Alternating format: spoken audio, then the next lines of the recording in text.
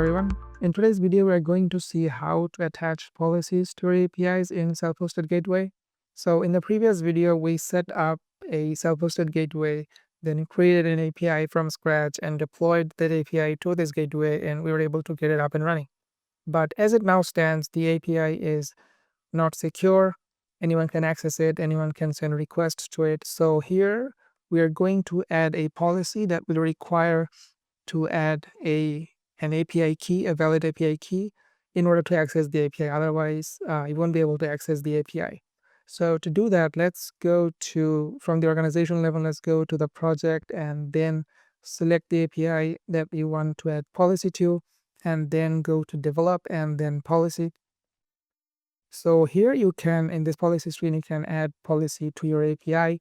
You can add policy per resource, but in this case, we're going to add an API level policy, meaning that the policy will apply across all the resources of the API. So before we add the policy, let's take a look at WSO2 Policy Hub, which is a central collection of various policies across different categories like AI, analytics, guardrails, MCP, and so on. You can also contribute your own policies here so others can use it. So the policy that we're going to add is this one, API kiosk. So if you select a policy, it's going to give you more detailed information about the policy, how to configure it, examples, and so on. So let's go back to the policy screen and then select add policy. It's going to populate the available policies from the policy hub. So let's select API kiosk. So here you will want to specify the API key name and where you want the API key to be present. So here we are saying that we want the API key as a request header. So you would also select query if you want to supply the API key as a query parameter, but we're going to select header and then select add, select save, and then select save again. So after we do that, we need to redeploy the API in order for the changes to take effect. So let's redeploy to the gateway. And now if we try to send a request again, we should get an error saying that we don't have a valid API key.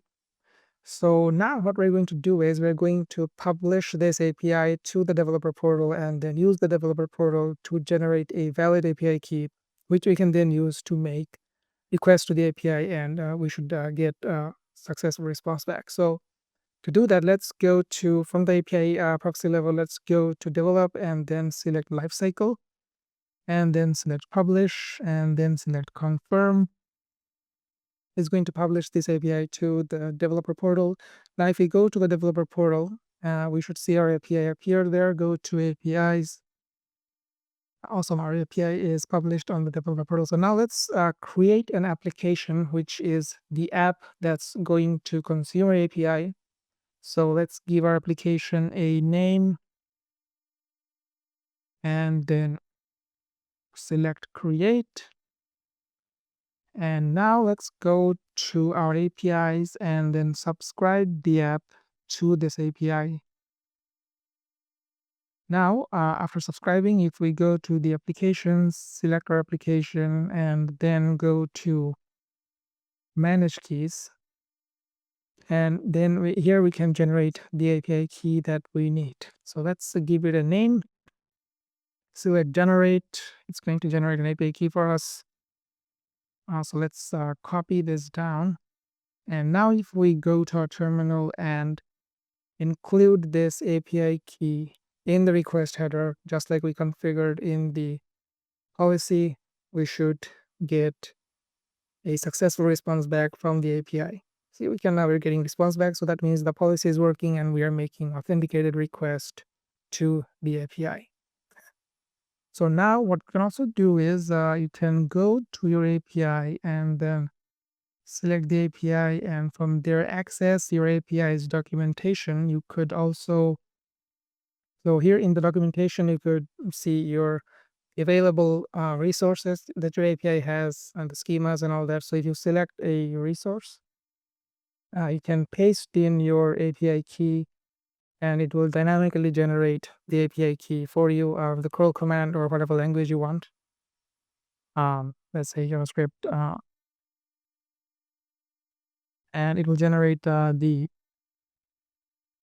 code that you need to send request to. And you can also send requests directly from here. So that's it. That's how to use policies, attach policies to your APIs in Self-Hosted Gateway. Thank you all for watching, and see you in the next video.